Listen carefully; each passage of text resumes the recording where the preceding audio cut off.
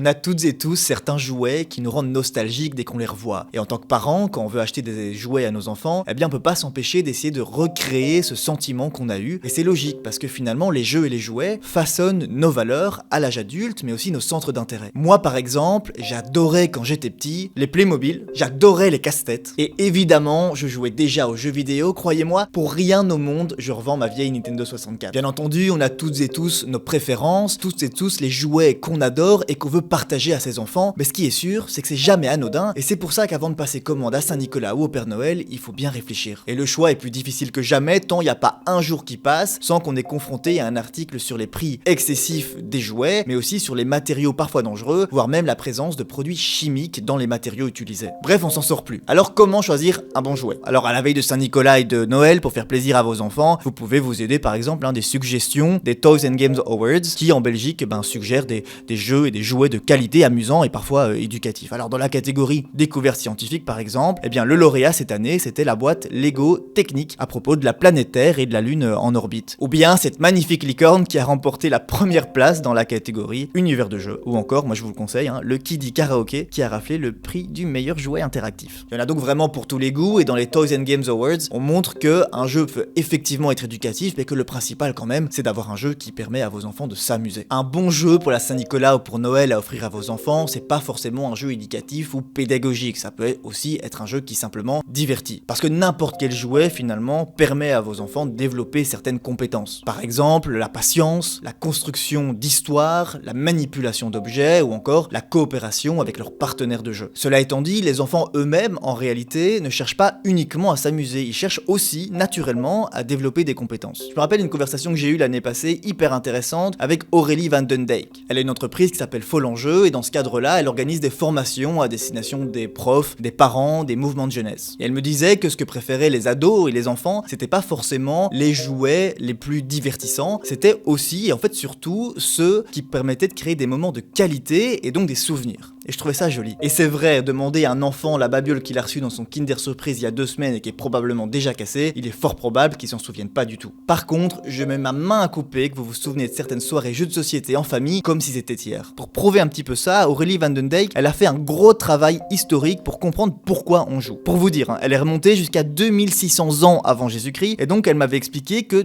tous les mammifères jouent, pas seulement les humains, ce serait en quelque sorte instinctif et ça servirait à renforcer nos compétences motrices, sociales, émotionnelles et cognitives. Et c'est si important que des études montrent même que les activités ludiques permettent de réduire le risque, même à l'âge adulte, de développer des maladies mentales comme la dépression ou l'anxiété. Là où ça devient intéressant, c'est qu'on ne choisit pas les mêmes jeux selon notre niveau socio-économique. Les enfants issus des classes populaires ne joueraient pas de la même manière que ceux issus des milieux plus aisés. Plusieurs études le montrent, comme celle-ci et celle-ci. En fait, ça s'explique parce que les enfants moins favorisés seraient, en moyenne évidemment, moins contrôlés par leurs parents que les autres. Tout simplement parce que leurs parents ont en général moins de temps à consacrer à leurs petits bouts et aussi moins d'argent pour acheter des jouets plus avancés. Et puis en général, dans ces milieux-là, les familles s'informent en général un petit peu moins sur les enjeux de société que les autres. Alors évidemment, ce sont des effets sociologiques, des effets structurels. La responsabilité n'est pas à imputer aux individus eux-mêmes, on est toutes et tous responsables, en gros, de ces réalités. Et il n'y a pas que du négatif d'ailleurs. Dans les milieux populaires, les enfants jouent en général de manière beaucoup plus spontanée, même si tout n'est pas positif non plus là-dedans, puisque ça explique notamment que les enfants issus des milieux moins favorisés passent plus de temps devant les écrans que les autres. Parce que ceux venant des milieux un peu plus riches,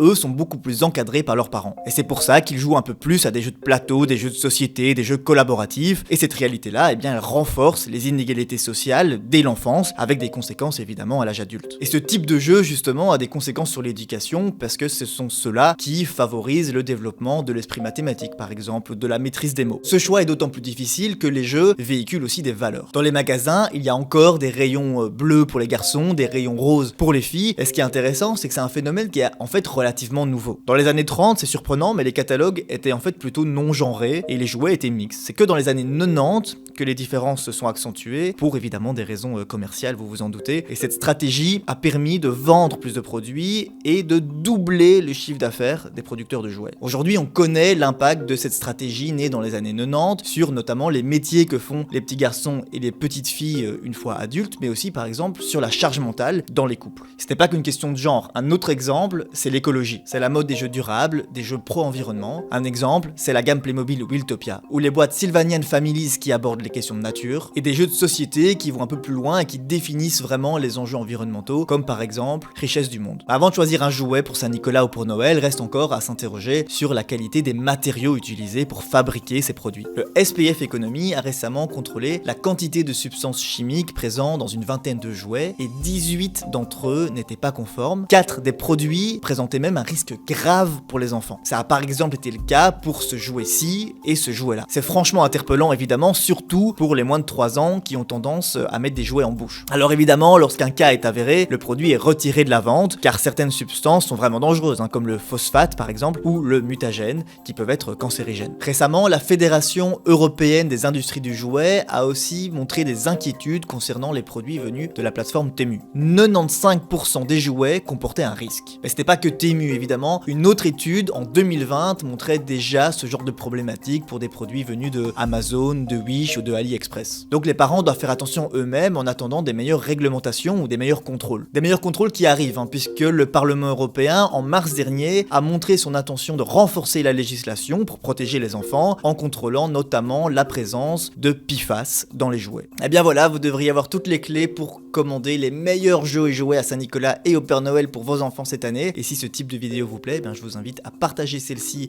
sur vos réseaux sociaux. Quant à moi, je vous dis à très vite.